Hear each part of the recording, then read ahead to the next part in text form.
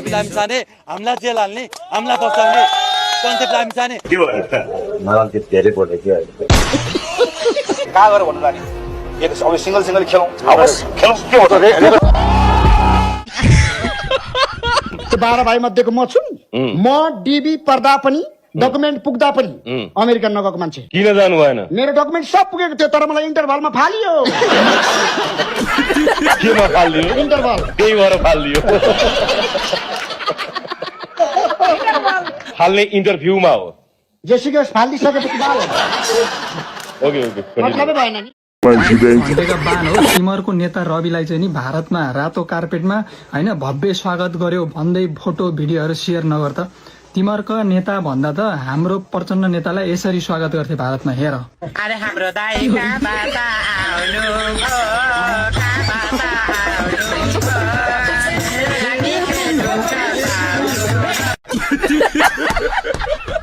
नेपाल की RAC party के अध्यक्ष रवि लक्ष्मण पहुंचे दिल्ली में बीजेपी हेड ऑफिस। कहा दीदी क्या बोल रही है? रवि लक्ष्मण भी कभी होता है, राम लक्ष्मण होता है, जो मन में आए वही बोल देती है। हमने कहा आपका वो राहुल गांधी को कभी हमने राहुल गांडू बोला है।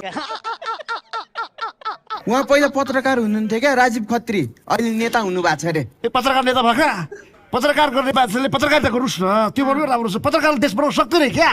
पत्रकारले देश बनाउन सक्दैन, देश बनाउनु भनेको पोलिटिसियनले नै हो। पत्रकारले देश चलाउन सक्छन् कि सक्दैनन् थाहा पाउनलाई पर्खिनुस् 2-4 महिना, थाहा पाउनलाई पर्खिनुस्। नेपाली मिडियाको कन्फ्लिक्ट अफ इन्ट्रेस्टको व्याख्या गर्ने आँट त कसैलाई छैन, किनभने ओहो कान्तिपुरलाई चलायो भने त मार्छ, ढालिदिन्छ, सिध्याइदिन्छ। कान्तिपुरले सिध्याइदिन्छ, ओहो अनलाइन खबरलाई ओहो अनलाइन खबर मार्छ, चलाइ सिध्याइदिन्छ। हामी कान्तिपुर भित्री मधेसमा ती पत्रिकाहरू जाँदैनन्, जनताको दुःख त्यहाँ जाँदैन। त माफ गर्नु होला पत्रकार साथीहरू, तपाईँको पत्रकारिताले तपाईँको साउलाई स्थापित गर्यो, नेपाली जनताको मुद्दा स्थापित गरेन। हामीले नेपाली जनताको मुद्दा स्थापित गर्न काम गर्छौँ।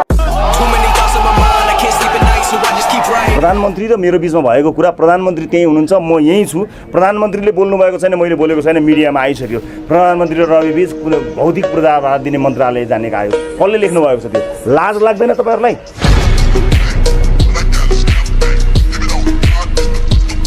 म पनि एउटा जोक भन्छु है त। स्वर्ग र नर्कको बीचमा एउटा ठुलो पर्खाल थियो रे। नर्कपट्टिका मानिस स्वर्ग नजाउन् भनेर सबैलाई मोटो साङ्लोमा बाँधिएको थियो रे। तर नेपालीलाई चाहिँ नबाँधिकन खुल्ला छाडिएको थियो रे। यसरी नेपालीलाई खुल्ला छाडेकोमा अरू देशका नर्कवासीले यमराजलाई कम्प्लेन गरेछन् र भनेछन् हामीलाई बाँध्ने, नेपालीहरूलाई चाहिँ नबाँध्ने। यसरी त उनीहरू पर्खाल नागेर स्वर्ग जान पाइहाल्छन् नि।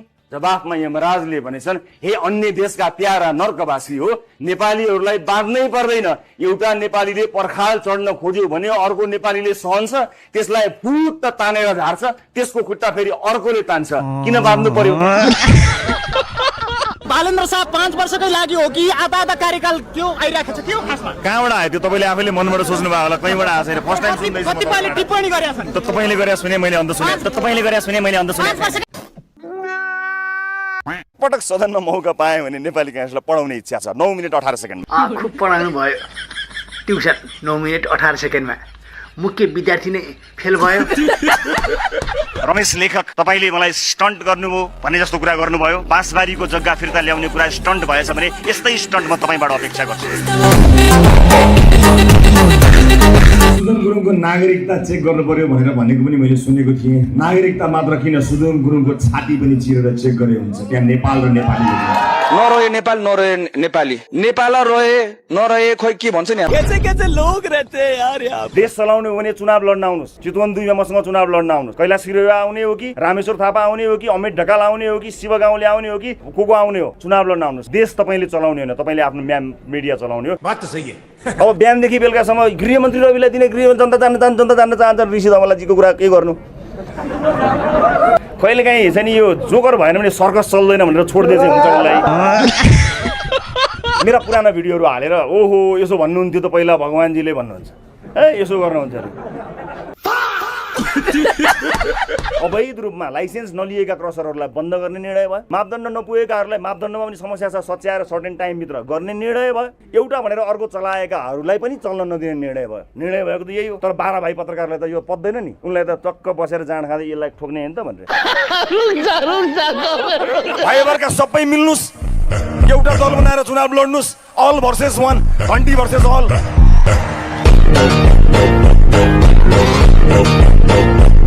रविले खने घन्टीको बाटो, स्वर्णिमले खनाए अलकत्रा तातो, डिपीले चलाए त्यसमाथि गाडी, गाडीको भित्र बालिन सवारी।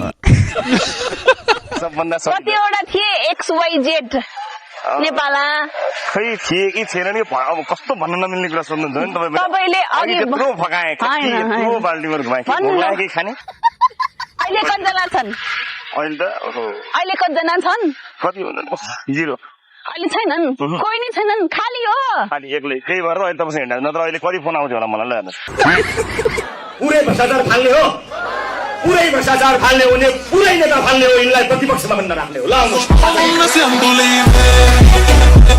यही सदनमा उभिएर एकजना माननीयजीले भन्नुभएको थियो फाइल खोल्छु एउटा फाइल खोल्यो भने चाहिँ यो गर्छु त्यो गर्छु भन्नुभएको खोइ खोल्नु भएको भन्नुभएको थियो फाइल खुलेको 24 घण्टामा सरकार ढाल्नु भयो कसरी खोल्ने फाइल 2 वर्षमा बन्ने बाटो 20 वर्षमा पनि बन्दैन 1.5 वर्षमा बन्नु पर्यो त्यो हाम्रो एजेन्डा रुखमा बाँधेर हुन्छ कि बाटोमा सुताएर हुन्छ कि खोरमा जाकेर हुन्छ बाटो बन्नु पर्यो यहाँ त बाटो बनाउनलाई यो भेगमा मेरो भोट छैन यहाँको बाटो किन बनाउने यो भेगमा मेरो भोट छैन किन बाटो बनाउने राष्ट्रिय स्वतन्त्र पार्टी सरकारमा गयो भने कांग्रेस हिँड्ने बाटो पनि बनाउँछ एमाले हिँड्ने बाटो पनि बनाउँछ माओवादी हिँड्ने बाटो पनि बनाउँछ सबै नेपाली जनता हिँड्ने बाटो बनाउँछ सडक समयमा नबनाउनलाई ठोक दिन्छु घोक्राइदिन्छु भनेर हिजो कहीँ मैले बोलेको सुनेको थिएँ त्यो कसैलाई लगेर मैले कसैलाई घोक्राएर सडक समयमा बन्दैन सडक समयमा बनाउनका निम्ति 41 वटा कानुन तत्काल अहिले हामीले यसलाई बदल्नु पर्ने रहेछ ती सबै कानुनहरूको लङ लिस्ट आइडेन्टिफाई गरेका छौँ कुन कुन कानुन खारेज गर्ने कुन कुन कानुन परिमार्जन गर्ने कुन कुनलाई मर्ज गर्ने यो सबै काम हामी 1 वर्षभित्र गर्छौँ राष्ट्रपालले आफ्ना कुराहरू राख्दै गर्दा कतिपय मानिसहरू आत्तिएको देखिएको छ अब हामी असुरक्षित हौं कि भन्नुभयो बाँध्ने भनेको कानुनले बाँध्ने भने हो मान्छेलाई डोरीले बाँध्ने भने हैन कानुनले बाँधेर काम गराउने भने हो कानुनले नै बाँध्ने हो 20 वर्ष सांसद र मन्त्री भएपछि बल्ल बाटो घाटो बनाउनलाई 12-15 वटा कानुन फेर्नुपर्छ भन्ने ज्ञान आयो तपाईहरुलाई राजनीतिको मैदानमा आएपछि अब यहाँ झिंगा मार्ने काम हुँदैन अब यस्तै हुन्छ जब जब ठुला ठुला अपरेसनहरु गर्छौं जब जब जनताको मुद्दामा काम गर्छौं संसारको इतिहास छ जनताको पक्षमा काम गर्नेहरु घेराबन्दीमा पर्छन् अन्यायमा पर्छन् अत्याचारमा पर्छन् जेल कोठिन्छन् ठुटा मुद्दाहरु लाग्छन् सबै थाहा छ जानेर बुझेर आँट गरेर छाती ठोकेर आएको किन चिन्ता गर्नुहुन्छ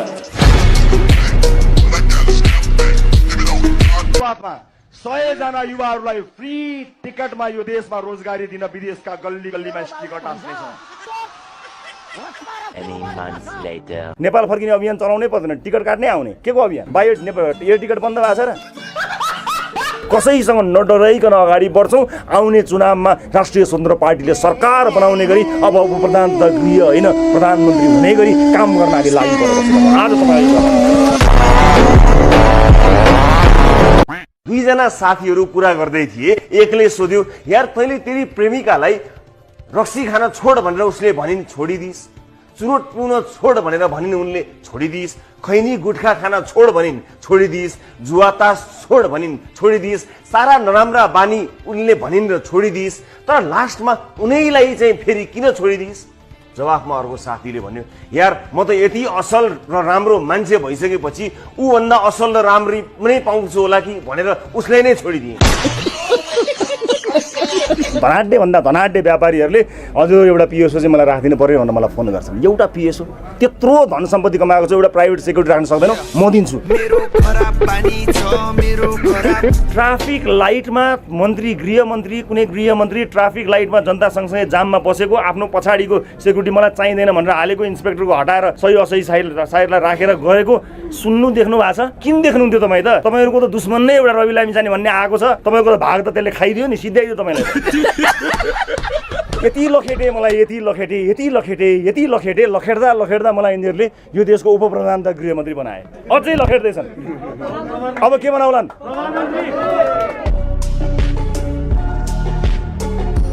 हेडलाइन पाइहाल्नु उहाँले के भन्नु भने हामी उहाँ जानुहुन्न तपाईँलाई त रवि लामिछाने गृह मन्त्रालय फेरि जानुहुन्न भन्ने हेडलाइन पायो भने त बल्ले बल्ले नाच्ने नि तपाईँ त तपाईँले खोज्या त्यही नै हो नि नचलाउनु मलाई please leave me alone let me work छोडिदिनुहोस् मलाई सक्नुहुन्न यार सक्नुहुन्न त सक्नुहुन्न भुइँको मान्छे हुँ भुइँसम्म निहुरन सक्छु तर झुक्न चाहिँ 1 इन्च पनि स्वीकार्य छैन सभापति महोदय मिडियाको हेडलाइनले अपराध गर्ने मान्छे डराउँछ होला रासोपा कायरहरूको पार्टी होइन रवि लामिछाने कायर नेता होइन हेलो गाइज म हो किङ माई अफिसर मेरो 2वटा युट्युब च्यानल छ तपाईँहरूले सोच्नु भयो होइन यो पनि मेरो युट्युब च्यानल हो होइन यो युट्युब च्यानलमा चाहिँ सर्ट भिडियो आउन धेरै लङ भिडियो आउँछ आएको युट्युब च्यानलमा चाहिँ सर्ट भिडियो आउँछ होइन तपाईँ चाहिँ यो युट्युब च्यानल पनि धेरै नै मन पराइदिनुहोस् लाइक गरिदिनुहोस् कमेन्ट गरिदिनुहोस् सब्सक्राइब गरिदिनुहोस् तपाईँलाई चाहिँ यो युट्युब च्यानल चाहिँ धेरै नै मन पराएको छ मलाई थाहा छ गाइज होइन म आज यति नै भन्न चाहन्छु यो पनि मेरो युट्युब च्यानल हो तपाईँहरू चाहिँ आनन्दको साथ सब्सक्राइब गरिदिन हुन म अनुरोध गर्दछु अफिसियल युट्युब टिम अनुरोध गर्दछ हस्त Thank you for watching video guys.